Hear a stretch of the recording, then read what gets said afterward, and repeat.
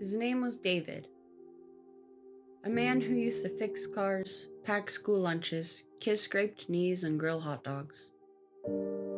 A man who laughed loudly, hugged tightly, and came home after a long day of work smelling like grease and sweat. That was before. Before the night that everything went wrong. It wasn't supposed to happen that way. He swore it 1,000 times in his cell. He only meant to scare the man, just a shout, a shove, a flash of anger. It all happened too fast. But once you cross a line, you don't get to choose where it ends. And when it ended, a man was dead. And David's life, or at least the life that he knew, was over. Time moves differently in prison. Days stack up like bricks, each one gray, heavy, and cold. The first letter came 2 weeks in. His wife's handwriting on an envelope slanted and soft. Inside was a drawing from his daughter, stick figures holding hands beneath a lopsided sun. She wrote, "We miss you, Daddy. Come home soon." He cried until his chest hurt. He hadn't cried in years. They wrote often after that, little things like what they had for dinner, how his daughter scored a goal in soccer, and how the dog slept in his chair still.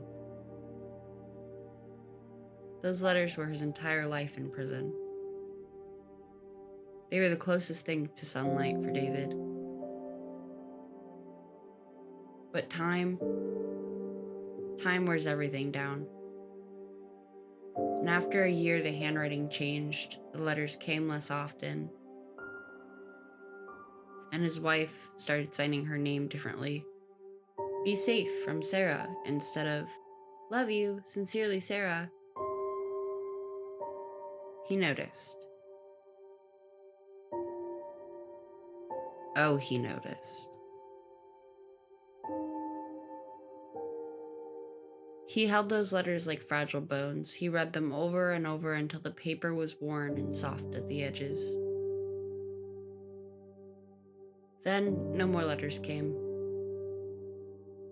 Not even one.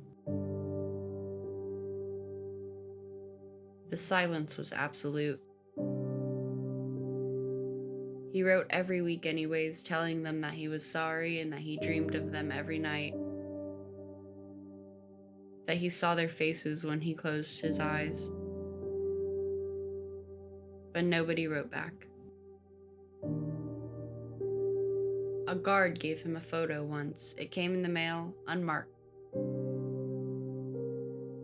His daughter was older, taller, smiling stiffly beside her mother and a man David didn't know. It hit him harder than any sentence could. He stared at that photo for hours, then days, then weeks. It plagued his every thought. It haunted him even when he closed his eyes. He started talking to them, whispering to them at night. "Hey, buddy, proud of that goal?" "Sweetheart, I love that dress." He'd laugh at things they didn't say, answer questions they didn't ask. The guards would hear him and shake their heads.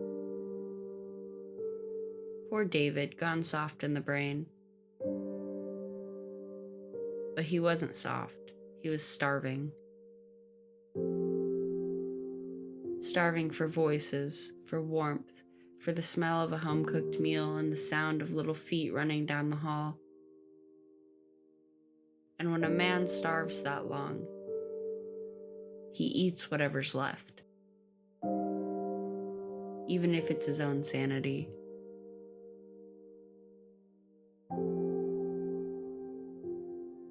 By the time they found him sitting on the floor of his cell clutching that photo, he was smiling.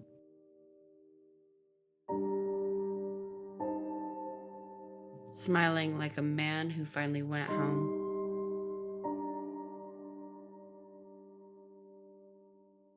Some mistakes don't end with a sentence. They end with silence and the sound of a father whispering goodnight to shadows.